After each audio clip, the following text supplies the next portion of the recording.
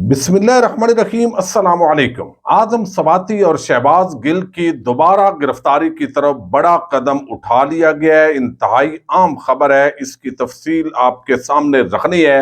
आशियाना housing scheme case के अंदर शहबाज शरीफ के खिलाफ वादा माफ गवाह ने आज जज के सामने अनहोनी कर दी है। बहुत ही आम तफसीलात हैं, ये भी आपको बतानी है। और नैब तरामीम के तहत बहती गंगा के अंदर सिर्फ सियासतदानों ने हाथ नहीं धोए, बल्कि किस तरह बड़े बड़े ब्यूरोक्रेट और अफसरान ने इससे फायदा उठाया है, इस पर भी बात करेंगे। लेकिन आपको इल्म है, PSL इस वक्त जारी है और आप पेशावर ज़ल्मी ने कराची को बड़े मुकाबले के बाद आज शिकस्त दी है।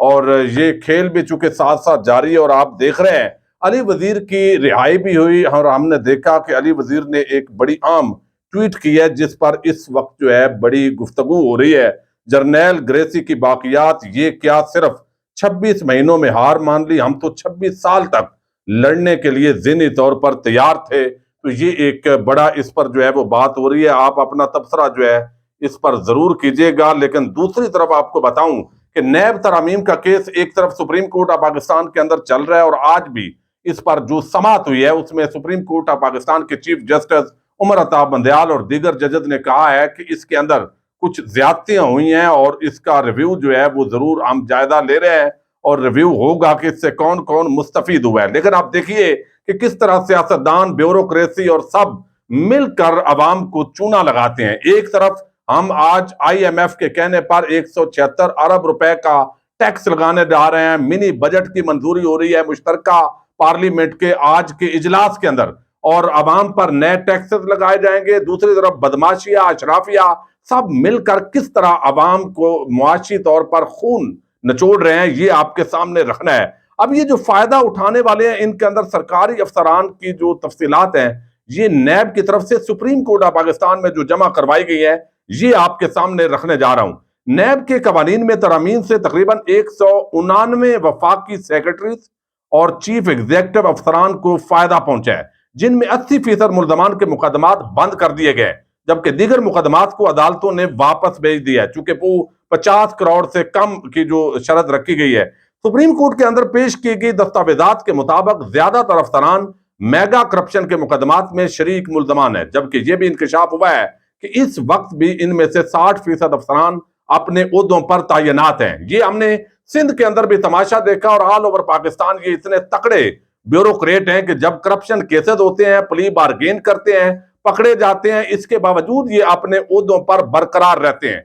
अब 60% अफसरान अपने ओहदों पर तैनात हैं। 199 अफसरान में से 49% अफसरान का ताल्लुक वफाकी हुकूमत से है, जबकि दीगर का सूबाई हुकूमतों से ताल्लुक बताया जा रहा है। नैब तरमीम में फायदा उठाने वाले अफसरान 156 अरब रुपए की करप्शन के साथ साथ नाजायज इख्तियारात के नाजायज इस्तेमाल के इल्जामात का सामना कर रहे हैं।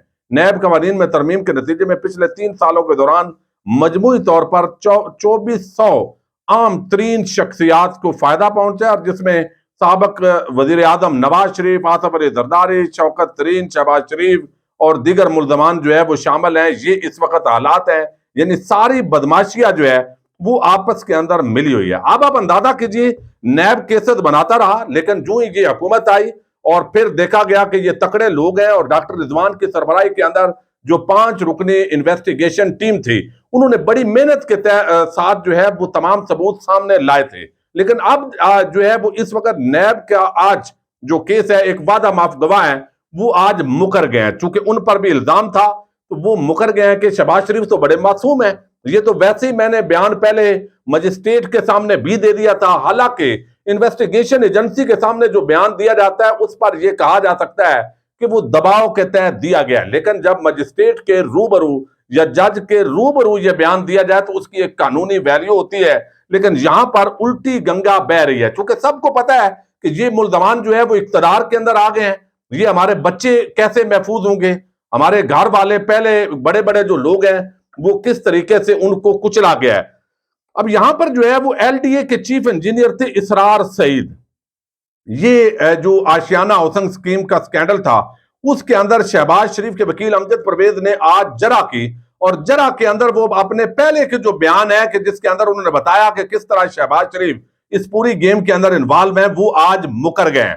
اب انہوں نے کہا کہ شہباز شریف کے خلاف وعدہ معاف گواہ بننے پر مجبور کیا گیا۔ ڈی جی نیب سلیم شہزاد، ڈائریکٹر نیب محمد رفیع اور کیس آفیسر آفتاب احمد نے دباؤ ڈال کر جھوٹی شہادت لی۔ یعنی سلیم شہزاد پر چونکہ غصہ ہے تو اس لیے اب سلیم شہزاد پر بھی ساتھ ہی ملبہ ڈلوا دیا گیا ہے۔ ان کا کہنا ہے کہ عدالت میں پہلا بیان دباؤ اور جبر کی وجہ سے دیا تھا۔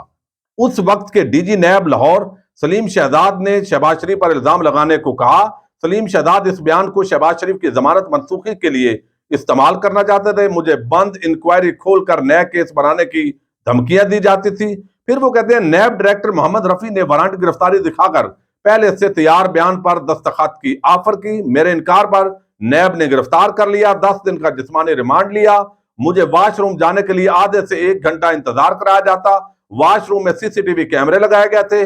مجھے سونے کے لیے چٹائی دی گئی، تمام رات لائٹس آن رکھی جاتی تھی۔ اب یہاں پر جو مریم نواز الزام لگاتی ہیں کہ وہاں واش روم کے اندر کیمرے تھے، وہ بھی بیان یہاں پر اس بندے کے ذریعے دلوایا گیا تاکہ اس پر میڈیا ڈسکشن ہو اور آنے والے دنوں کے اندر یہ بھی بات ہو کہ دیکھا ایک اور بندے نے بھی اس طرح کی سٹیٹمنٹ دی ہے کہ نیب نے وہاں پر CCTV کیمرے لگائے ہوئے تھے۔ دوسرے ریمانڈ میں اس وقت کے چیئرمین نیب جاوید اقبال اور ڈی جی سلیم شہزاد سلیم میرے سیل میں آئے اور دونوں نے کہا کہ ان پر بہت پریشر ہے، دستخط کر دیں ورنہ میری مشکلات بڑھ جائیں گی۔ تو مجھے 90 دن کے ریمانڈ اور آمدن سے زائد اثاثوں کا کیس کھولنے سے ڈرایا گیا۔ مجھ پر دباؤ ڈال کر جو ہے اس پر دستخط کروائے گئے جو سچ نہیں تھا۔ مجھ سے سادہ کاغذات پر بھی دستخط لیے گئے۔ وعدہ معاف گواہ بننے کے بعد نیب نے میری لاہور ہائی کورٹ سے ضمانت منظوری کی مخالفت نہیں کی۔ جو اس وقت جس طریقے سے وعدہ معاف گواہ کے ساتھ چونکہ کمٹمنٹ ہوتی ہے کہ آپ کو معافی مل جائے گی، لیکن آپ باقی جو ملزمان ہیں، شریک ملزمان، ان کے حوالے سے جو اصل حقائق ہیں وہ سامنے لے کر آئیں۔ لیکن اب یہ مکر گئے چونکہ ان کو بھی پتہ ہے کہ بھئی یہ حکومت کن کی ہے، یہ کیا ان کے ہاتھ کتنے ہیں، تمام ادارے ان کی مٹھی کے اندر ہیں اور اس پاکستان میں اگر رہنا ہے تو آپ کو بات ماننی پڑے گی۔ یہ بڑی آج انہونی قسم کا اعتراف ہوا ہے۔ جو جج کے سامنے بیان دیا گیا بھی جو ہے وہ واپس لیا گیا۔ دوسری طرف جو ہے وہ ایک اور بڑی ڈیولپمنٹ ہوئی ہے جس کے اندر جو ہے وہ ایک طرف شہباز گل، آپ کو علم ہے کہ وہ دوبارہ انہوں نے بولنا شروع کر دیا ہے اور جب انہوں نے دوبارہ بولنا شروع کیا ہے تو اس وجہ سے جو ہے وہ مزید اب ان پر بھی سختی جو ہے وہ شروع کر دی گئی ہے۔ تو شہباز گل جو ہے ان کی ضمانت منسوخی کی بھی درخواست دائر کرنے کا حکومت کی طرف سے فیصلہ کر لیا گیا ہے تاکہ ان کی ضمانت منسوخ ہو اور دوبارہ ان کو جیل میں ڈالا جائے۔ چونکہ جب آپ درخواست ضمانت دیتے ہیں تو اس دوران آپ یہ بتاتے ہیں کہ دوبارہ وہ اس طرح کی بات نہیں کریں گے، لیکن اب چونکہ اسی طرح کی گفتگو کا سلسلہ انہوں نے شروع کیا ہے اب اسلام آباد ہائی کورٹ کے اندر اعظم سواتی انہوں نے چونکہ پچھلے دنوں پھر جو بیوروکریٹ خاص طور پر ملٹری اسٹیبلشمنٹ ہے اس کے حوالے سے بڑے سخت الفاظ استعمال کیے، جنرل باجوہ پر الزامات لگائے۔ اس وجہ سے اب اسلام آباد ہائی کورٹ کے اندر ایک درخواست دائر کر دی گئی ہے کہ اعظم سواتی کی ضمانت منسوخ کی جائے۔ راولپنڈی کے اندر انہوں نے ایک تقریر کی ہے۔ اعظم سواتی نے راولپنڈی میں ایک تقریب کے دوران اداروں سے متعلق متنازع گفتگو کی ہے۔ چیف جسٹس عامر فاروق کل FIA کی درخواست پر یعنی آج یہ سماعت کرنے جا رہے ہیں۔ اعظم سواتی کی راولپنڈی کی تقریر کا ٹرانسکرپٹ USB کے اندر درخواست کے ساتھ منسلک کیا گیا ہے۔ عدالت نے ضمانت منظوری میں کہا تھا کہ اعظم سواتی کے جرم دہرانے پر ضمانت منسوخ ہو سکتی ہے۔ FIA سائبر کرائم اسلام آباد نے اعظم سواتی کے خلاف مقدمہ درج کیا تھا اور اعظم سواتی کو اسلام آباد ہائی کورٹ نے ضمانت پر چونکہ رہائی دی ہوئی ہے تو اب دوبارہ جو پراسیکیوشن ہے وہ اسلام آباد ہائی کورٹ کی طرف رجوع کر رہی ہے کہ یہ چونکہ انہوں نے جرم کو دوبارہ دہرایا ہے، پھر الزامات لگائے ہیں اسٹیبلشمنٹ پر، لہذا ان کی جو درخواست ضمانت ہے وہ جن گراؤنڈز پر دی گئی تھی اب دوبارہ انہوں نے وہی جو کرائم ہے وہ کمٹ کر دی ہے، اپنی کمٹمنٹ پوری نہیں کی، تو اس وجہ سے ان کی درخواست ضمانت کو منسوخ کیا جائے۔ تو اسلام آباد ہائی کورٹ آپ کو علم ہے کہ چیف جسٹس اثر من اللہ جب تھے ان کے جانے کے بعد نئے چیف جسٹس عامر فاروق صاحب ہیں، وہ بڑے زبردست آدمی ہیں، لیکن PTI اور جو لوگ ہیں یعنی جو شریف مافیا کے خلاف ہوں، زرداری مافیا کے خلاف ہوں، ان کو ریلیف کی کم ہی امید ہوتی ہے۔ لیکن ظاہر ہے یہ تاثر اب ہمارے معزز ججز نے اپنا دور کرنا ہے کہ آخر کیا وجہ ہے کہ یک بارگی جو ہے وہ ایک تاثر قائم ہو گیا ہے